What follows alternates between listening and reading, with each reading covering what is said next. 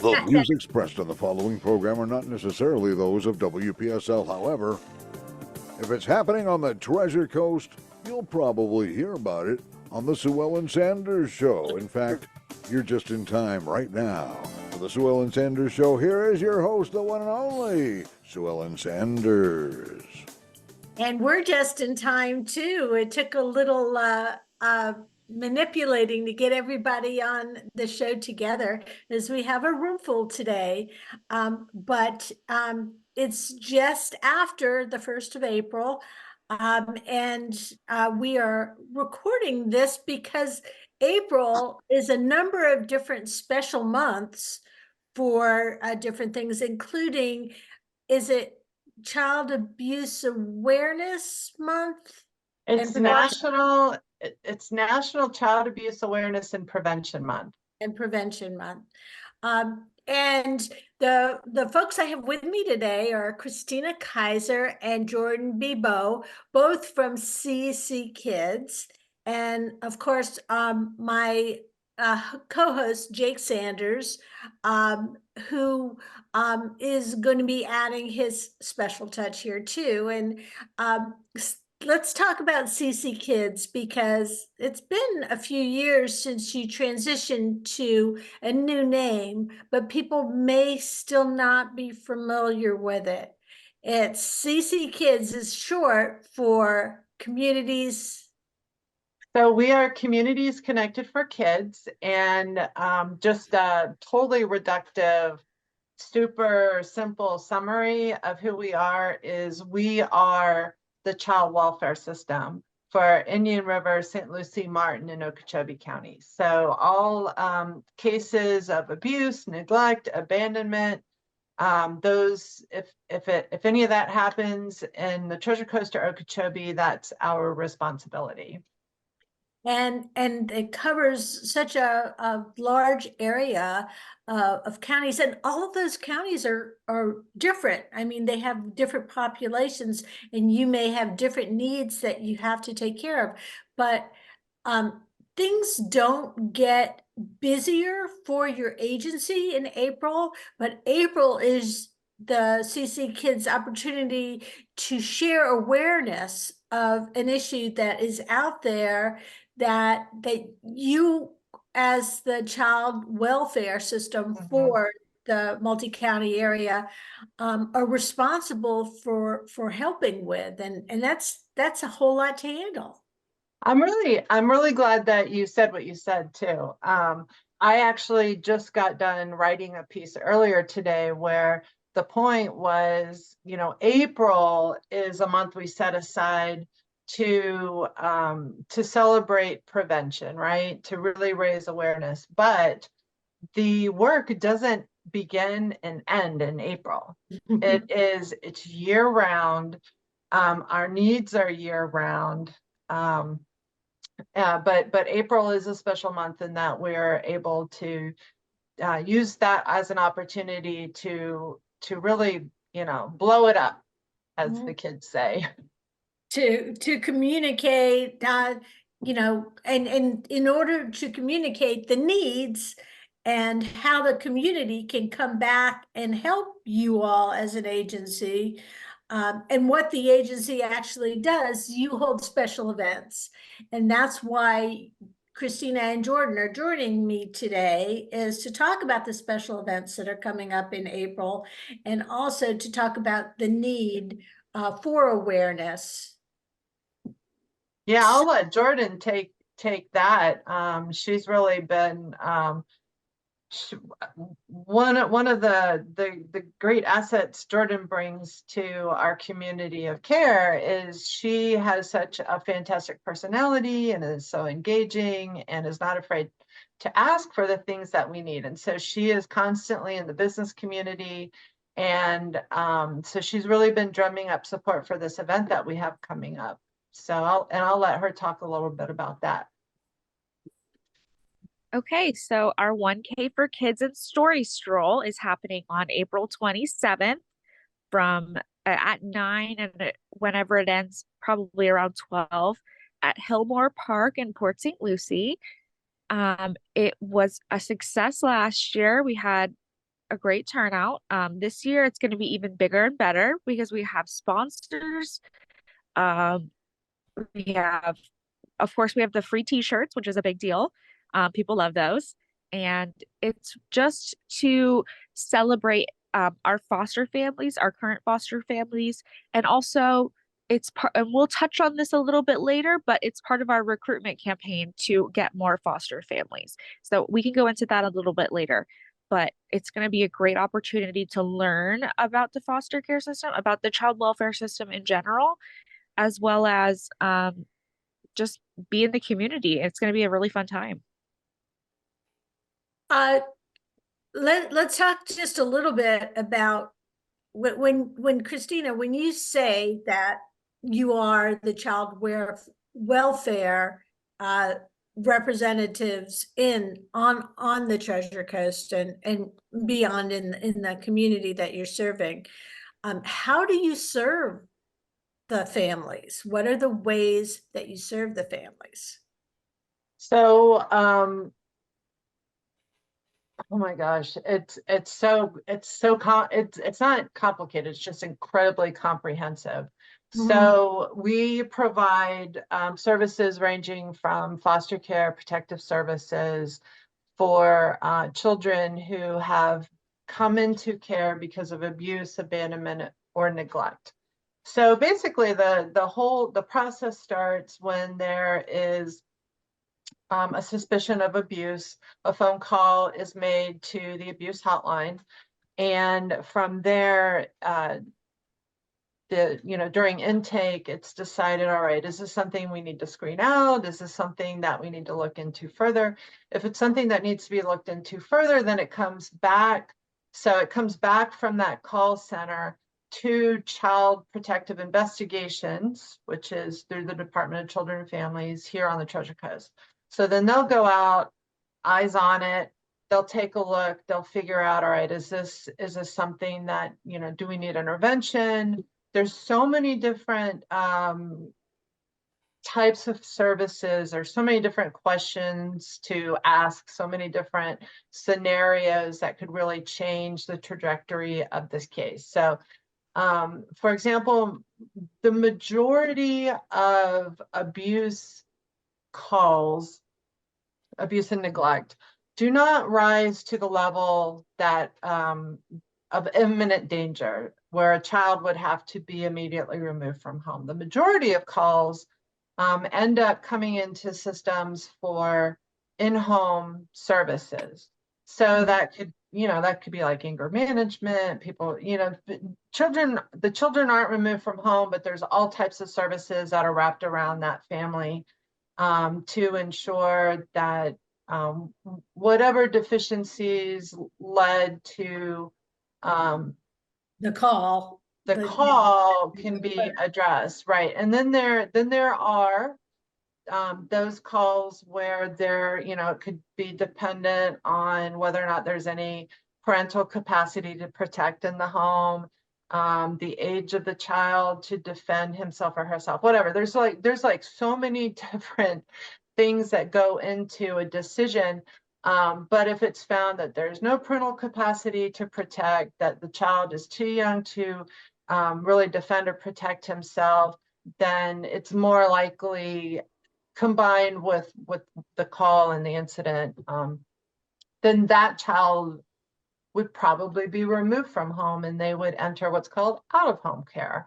And then they would go and live with, if hopefully they would go to live with a foster family. But like Jordan said, we're going to talk about that later, because to be perfectly honest, we have way more children who need foster homes than we have actual foster homes. So they go to group homes when they really shouldn't be in group homes, or, there's an awful lot. So I like the way you described the people who need services, the majority of the calls you get, that you're able to wrap your services around them. Because I kind of picture you all as like an older grandma type lady with arms that you're wrapping around these children to protect them. And and that is why it's so important that the awareness be all year round, but especially this month in April, because it's important to know, for one thing, when it's time to call, if you're a neighbor or a teacher or a friend or somebody who just saw something, why it's important to call, even if the child shouldn't be, they're not at the stage where they should be removed.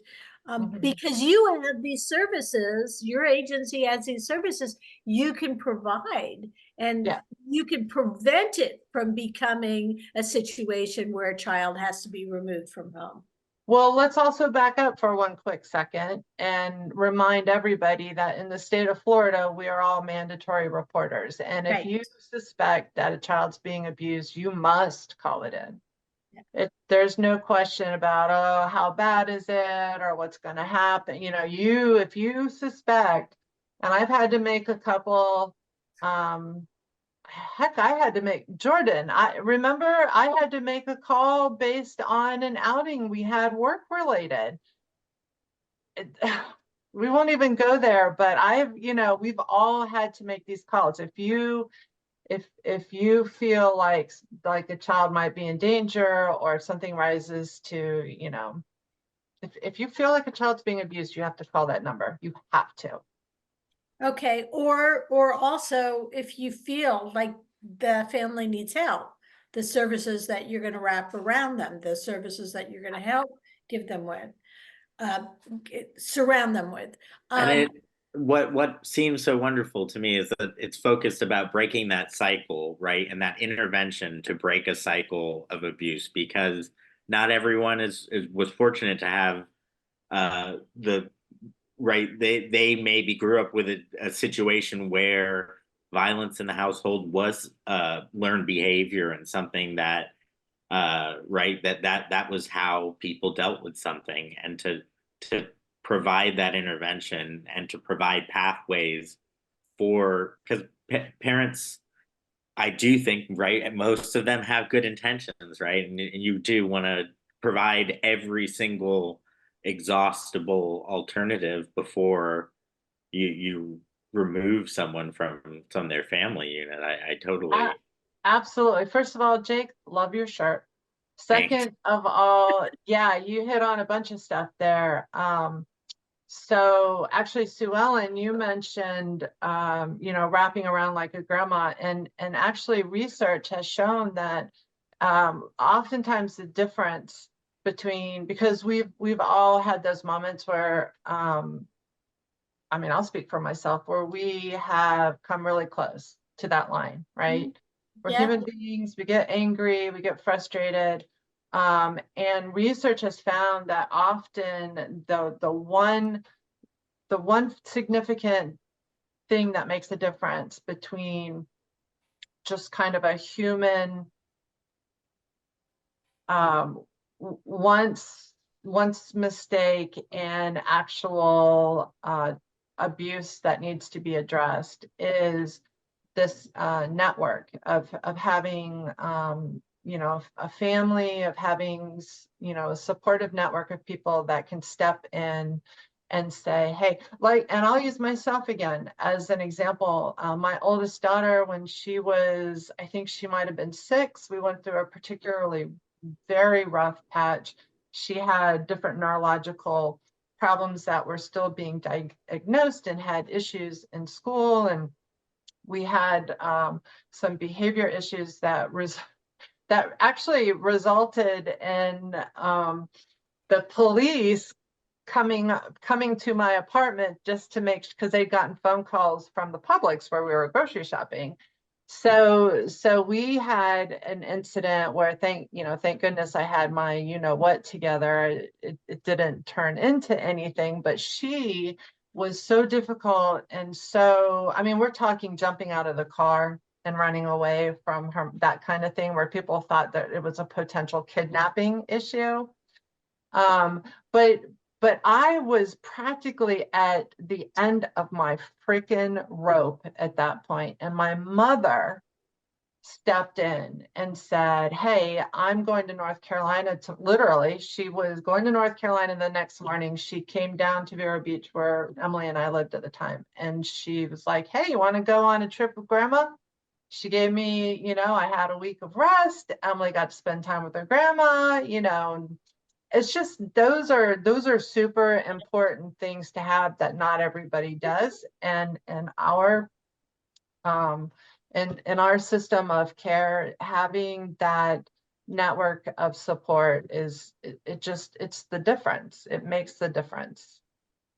And a child doesn't have to have any particular issues to know exactly how to push your buttons, no matter Yeah. how old they are, because those kids, whether they're 5 or 15 or 25, they've lived with you for long enough that they know the buttons to push. I remember one time my daughter refused to unload the dishwasher. It was something really minor. She was like 14 years old. She said, because she had to do her homework, so she didn't grow up to be just a stay-at-home mom like me. Oh. And I mean, there was so much unpacking I could do there. For one thing, Don't you love teenage girls? yes, I wasn't just a stay-at-home mom. I was a freelance writer who was also staying home and working from home and balancing the life. And I was already feeling guilty about that because she knew exactly the button to push. And luckily for me, before I lost it with her, it was like 8 o'clock at night, I went out and I went for a run. I just like took off, put my running shoes on and went for a run. And my husband came home later and he was like, I was out and I was running. And he said, why are you running? This is not your regular time. And I said, because I needed to. And it was something that was so minor, but I was so angry about it. And Yeah. it's easy because the kids know the buttons to push. And even though the parents or the grandparents, because there's so many grandparents that are now raising their children, even though they know better, they might do something that they regret doing. And then if it works, do it again because it worked. But whatever they did before, they have to do more. And that's how, what I've seen in the past and what I've been told that happens too is that cycle of abuse doesn't go from 0 to 100. It creeps up slowly. So each day, the whatever is happening, if slapping a child one day works, then maybe punching him the next week works better. And 6 months from now, so it's a gradual scale, and all of a sudden it is so out of control And that also learned behavior, what you're accustomed to, and you and I had my mother who could step in and give me a break. You had excellent coping skills, you went for a run. Not everybody does. We're talking about, generally speaking, when we're talking about kids in the system of care, we're talking about families that didn't have any of those things. Right. And because of that, and because of the need for getting involved and teaching those skills and teaching, what you can do differently, and being able to help, that is why it's important to let people know what else is out there and the services that are out there. So Jordan, we're going to give you a chance to run with it now and tell us about the 1K that's coming up. And then also about your 25 for 25 campaign. So I already went over the basics about the 1K. We have some excellent sponsors. But you mentioned the celebration stations too. Oh, okay. So last year we did where people would take videos of themselves cheering, and we put them all together in like a montage, and it's like a video at the end of the day. It's a great video for social media, a lot of celebration basically. And it's just a feel good kind of thing for the foster families. So we actually have, this year, we're going to have a series of celebration stations. Jordan was talking about our preparation for Reunification Month in June. But we're also going to have a manicure station that will, which is something that we do in the month of April to raise awareness for child abuse. So that'll be that station. There'll be I don't know if you've noticed the logo for the event, but it's got a starfish on it because our team really wanted to go with the whole theme of, you know the old story, throwing the starfish back into the sea, and there's so many of them, you can't do it for all of them, but it matters for the one that you save.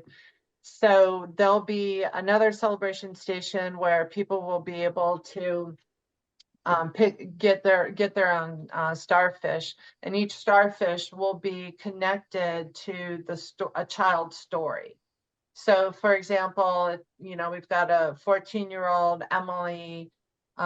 She loves swimming, and she's been in care since she was 12 years old. Help us find, or maybe she's been in group care since she's been in care.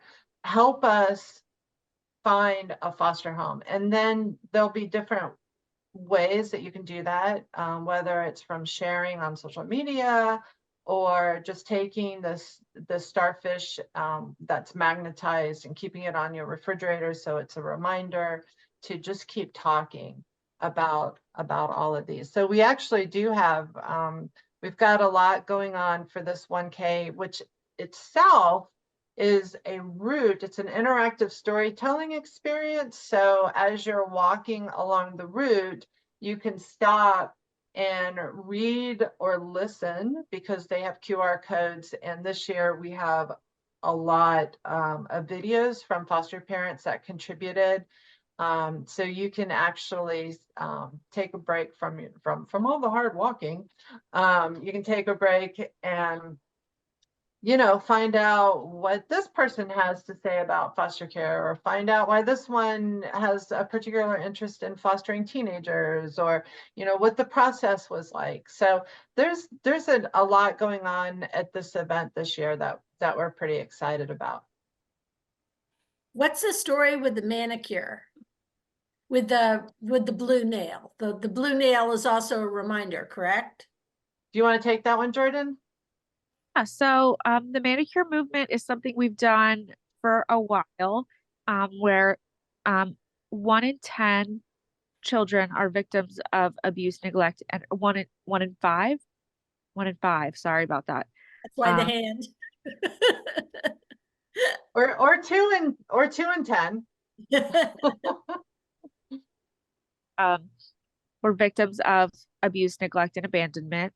And the one blue nail symbolizes, or the 2 blue nails, one on each hand.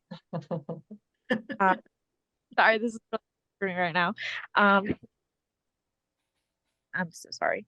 No, that's good. So 1 nail on each hand signifies that 1 in 5 that is the one that needs help.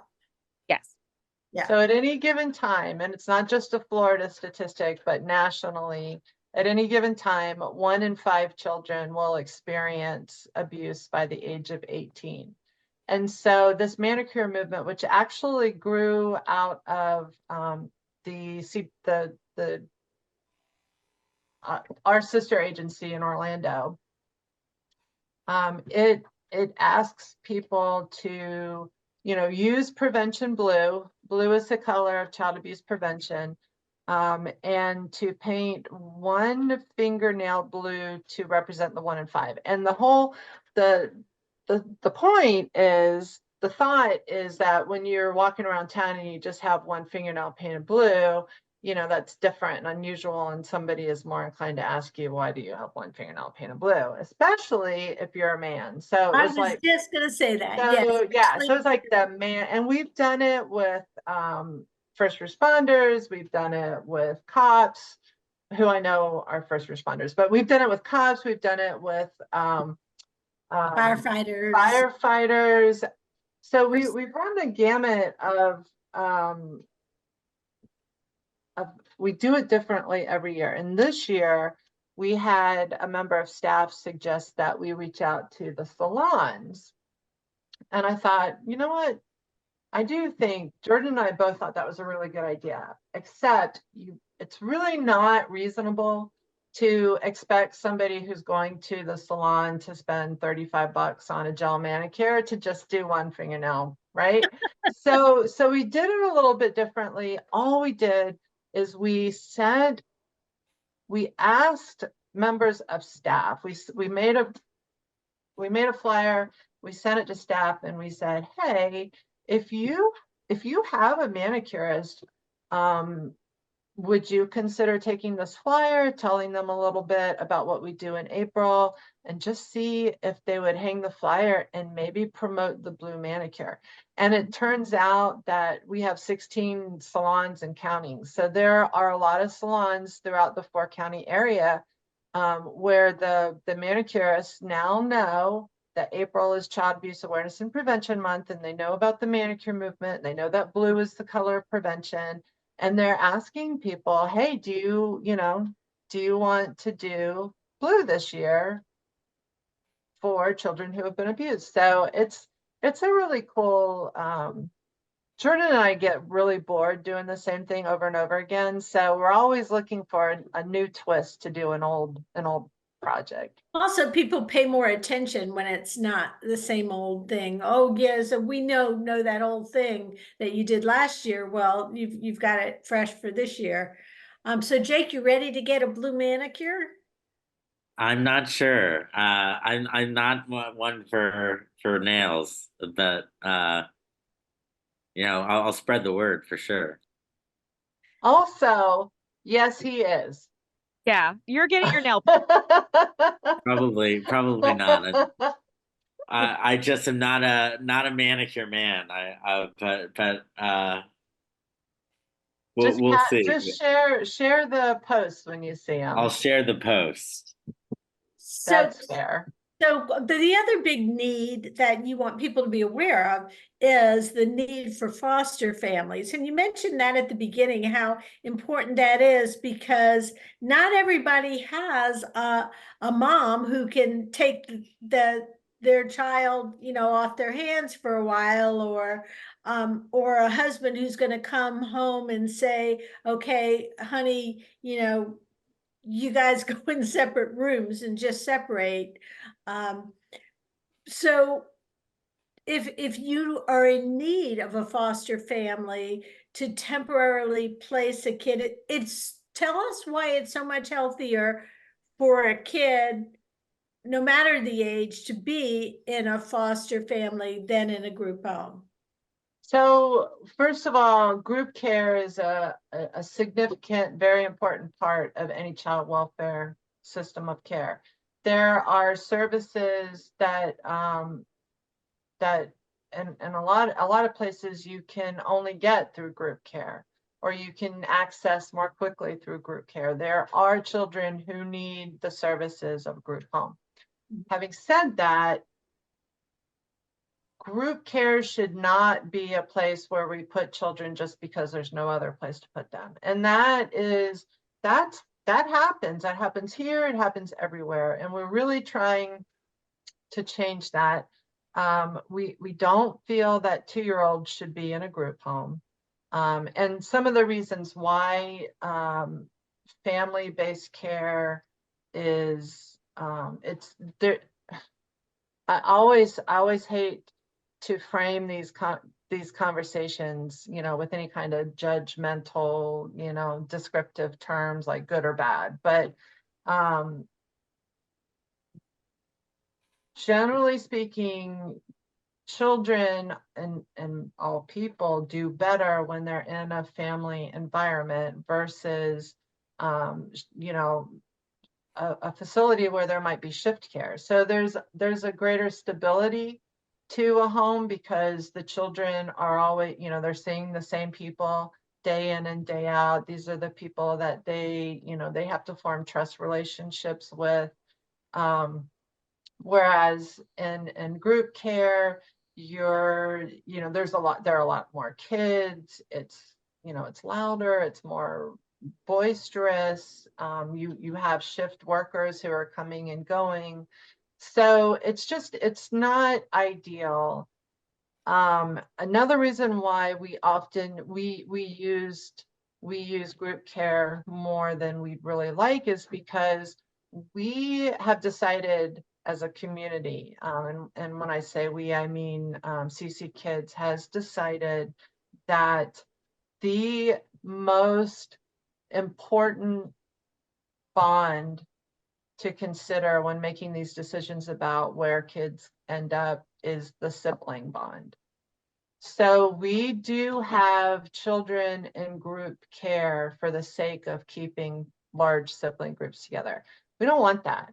We would really like to have enough homes in our community so that if we have a sibling group of 6 or 7 come in, those children can stay together and stay in a home. That when teenagers come in, we can, you know, we can put them in homes, foster families who are, you know, who will take teenagers versus, you know, oh, they're over the age of 12, let's put them in a group home. You know, I mean, these are the options that you don't often have when you have a limited number of foster homes. And here on the Treasure Coast in Okeechobee, we are down to under 80. I think we're at 76 homes.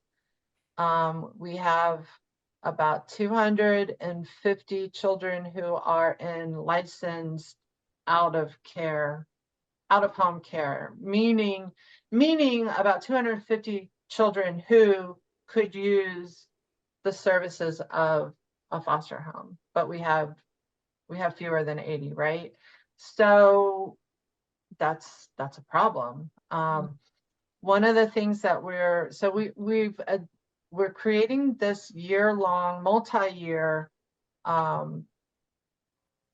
campaign. This year we're going to launch it at our 1K. So the 1K will actually serve as a launch to this campaign and also close out the manicure movement that we were talking about. But anyway, so the 25 by 2025 is a campaign to add 25 foster homes to our community by January 1st, 2025. And that's what we're doing. Everything that we do, every event that we have, every speaking point that we create, every elevator talk that we have, is going to be about this 25 by 2025 campaign, because everything we do should fall under its umbrella. And that's what, that's going to be taking up a very large part of our time. It's not just outreach, Jordan, it's not just the Department of Outreach, but we're actually working with with all of our teams. Case managers will have a piece of it. The business community will have a piece of it. Caregiver support. There is something for everybody to get involved in this campaign. And the first step is the awareness of the need and why there's a need. And you've described that, but you're also going to have in-depth information at the 1K that you're hosting to be able to talk. First of all, you'll have the stories of the foster children, and then you'll also have information. How hard or easy is it to qualify to be a foster family? That actually brings up another point too. At the 1K, we'll have child placing agencies there with booths to talk to people who are actually interested in taking the next step for foster care. This event is not just for people who want to be foster parents, it's an awareness event. So, oh my gosh, what did you just ask me? Oh, how hard is it to become a Right. Sorry. Good thing one of us remembers. It should, taking responsibility for another human being's child should never be easy. Right? We'll just start with that. We'll just start with that. Anybody who tells you that it's easy, I would have to question, you know, what are you doing? Why is it easy? It shouldn't be easy. It should be hard. These are little lives, and they are other people's children. That's another thing. There's a lot of narrative out there about orphans. These are not orphans. These are children who have families who need help. And all but the most egregious minority are people who just messed up. Sometimes they mess up over and over again because of substance abuse, which we haven't talked about. But I'll just say very quickly, substance abuse, mental illness, and domestic violence, those three things drive child abuse, period. But the process of becoming a foster parent, it starts with a phone call or coming to our 1K and talking to any number. We'll have a lot of professionals on hand that can take you through the steps. But to answer your question succinctly, you come to a class, an introductory class that gives you an overview of what you have ahead of you, expectations, all of that. If you decide that, yes, this is something that I want to do, then you register for a class. And there are,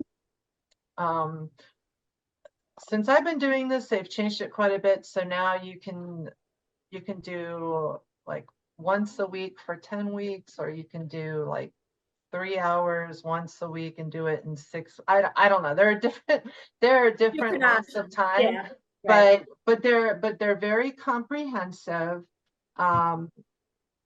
classes that teach you. By the time you get out of the class, you know if this is for you.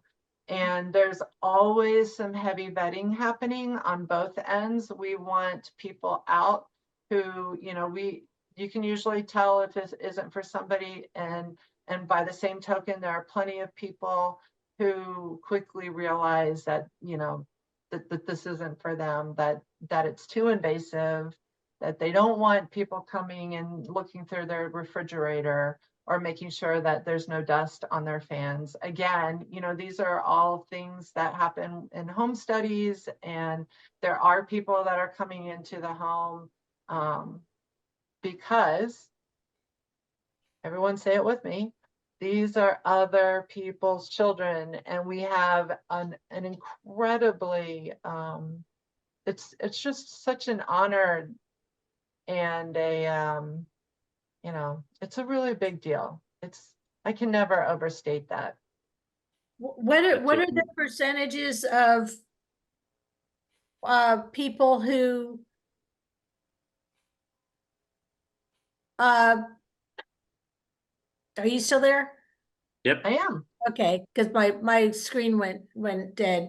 So what are the percentages of families of kids that end up going back to their family? That's a good question. I'm not looking at the statistics right now, but the majority of children do go home. And the average length of time that a child stays in care locally is right under 11 months, which is better than the state average. So that's one of the metrics that we do really well on. We also do very well in our community for permanency, which is adoption, basically getting kids adopted. We do an excellent job there. Our contracted provider is Children's Home Society. I think a lot of people, a lot of your listeners who really don't know who Communities Connected for Kids is, they probably are very familiar with our network. So most people have heard of Children's Home Society or Hibiscus Children's Center, or, you know, anyway, I digress. No, So but, what is the you talked a lot about it is a huge responsibility to take care of other people's kids and these little lives, right? But what does the ideal foster family look like? What could those, if someone is listening now and saying, do Yeah. I, right? Could I, right? Like what are those pieces that could help them identify, So first of maybe all, I look at this more, right? anybody can be a foster parent. The one hard and fast rule that would prevent you from being a foster parent would be having a felony, and I believe even then it's a felony that involves violence.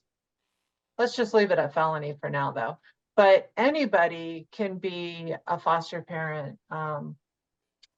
You can be married, you can be single, you can be divorced, you can be part of the queer community. We have so many children who themselves identify queer that just like we would want to put Black children in homes with people that, you know, understand how to do their hair and understand their, you know, we want children to feel comfortable in the homes And a with, supportive and right. right. So Yeah. and the more homes we have, the more options we have. But so you can, like I said, you can be married, divorced, single, you can be queer, you can be straight, you can be Christian, you can be you can live in an apartment, you can own your own home.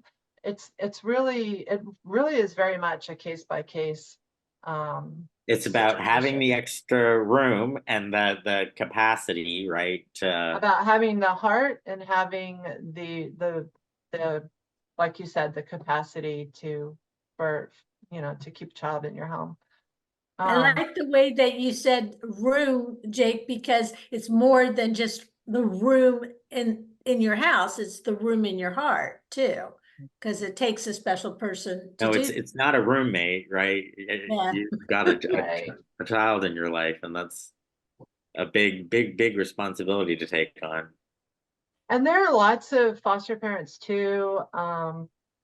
So a lot of times people in the community they're a little worried about the trauma that children have been exposed to, and then bringing that trauma into their home, especially if they have their own young children. Or and we have so many foster parents who they and their children will go out and speak on our behalf and say and talk about how it actually was quite a blessing in the lives of the family's children to be able to be a part of something like foster care. So it's just what I would tell people, because it's not, it's not an easy thing. It's not a minor inconvenience. It is huge. However, I would, if anybody out there it's crossed their mind in any way, I would just say, go with the introductory, meet and talk to somebody for a half hour and see how it goes. And if you like it, you think it's for you, then you sign up for a class. And then the fun really starts. So once you sign up for a class, and you said you have classes that are all different types of time frames, then you move forward.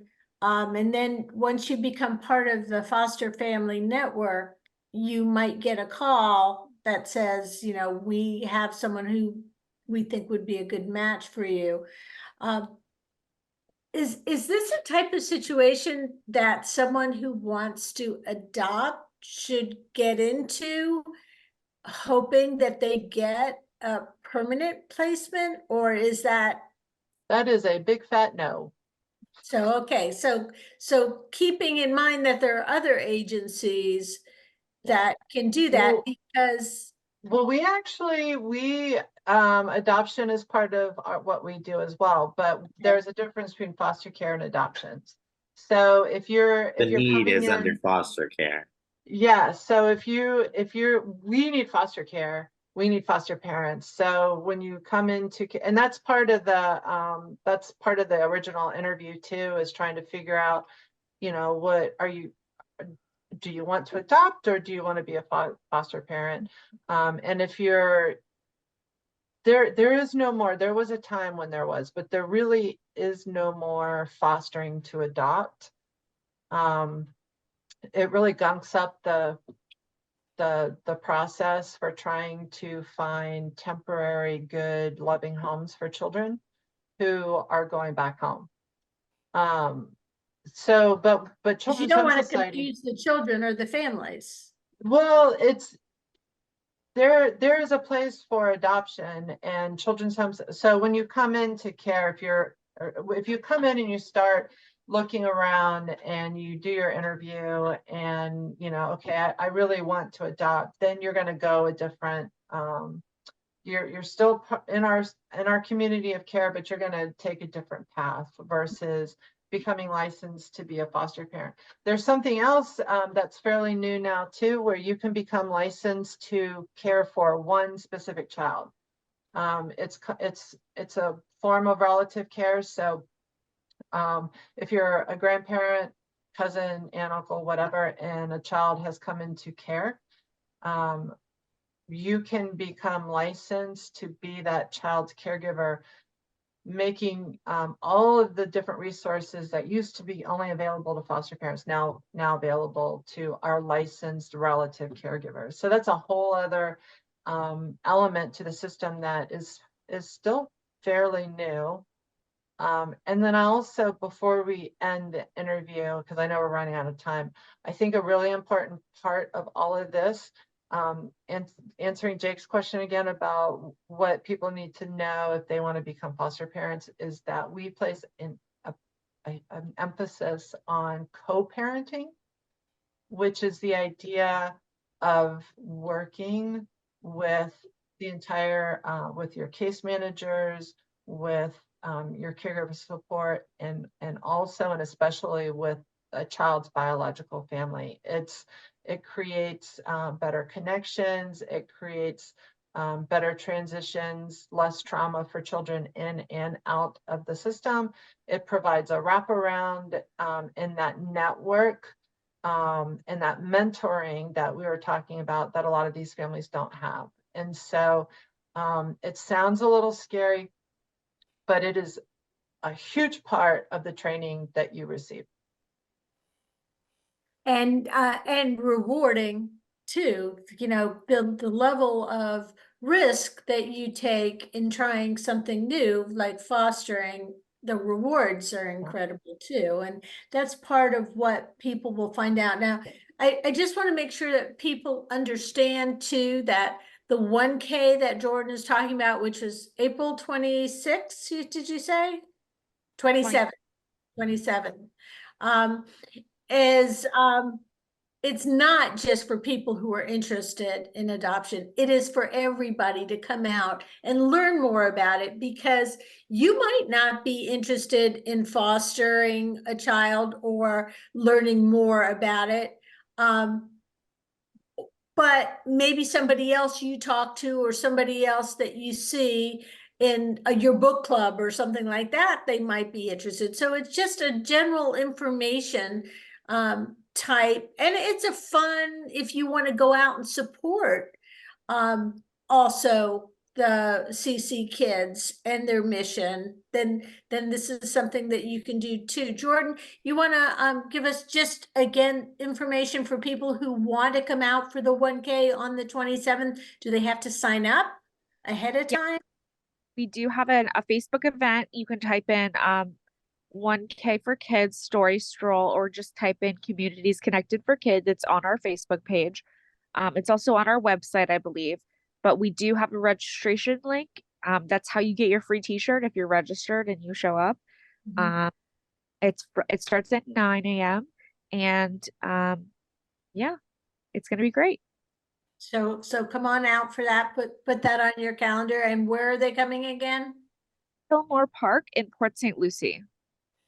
And I'm sure it will be really inspiring for people to hear those firsthand stories of how being a part of the foster care system changes people's lives, and to be able to provide that safety net and provide that, and especially in kids' life who are facing a very tough moment. And to be, I'm sure there are a lot of people who look at adoption and think it's a more, I'm sure the people who play a part in the foster care system end up playing a permanent part in these families' lives, even after, right? And I'm sure it is such a rewarding thing for them to know that they were the bridge, they were that thing that helped this child grow up to be an adult that broke that cycle and broke that system, right? And to see love them that. have kids of their own, right? And The all of that exciting. Yeah, I love that idea of the bridge. Christina, if people want to find out more about the agency, and then, Jordan, you also said the 1K information is on your social media. CC Kids are communities connected for kids. So And it's on Facebook, it's at Connected for Kids. But probably the easiest way to find information or to register would be to go to cckids.net. We have a huge banner at the top of our website where you can just click and register. awesome. So a lot of information, and on the website as well, you can get plenty of information about the agency and the needs. And if you're not able to come out for the 1K, or, if you're listening to this radio show and you want to help and you're not sure how you can help, you may not be ready to foster children, but you definitely want to support them. You can also reach out to Jordan or Christina and find out how you can be part of the movement, or you could just paint one nail or all your nails blue for the month of April, because blue is the color of child abuse awareness for April. Jordan Bebo and Christina Kaiser have been my guests today, along with co-host Jake Sanders. Thank you all for joining me. We've been talking to Christina and Jordan about CC Kids, which is Communities Connected for Kids.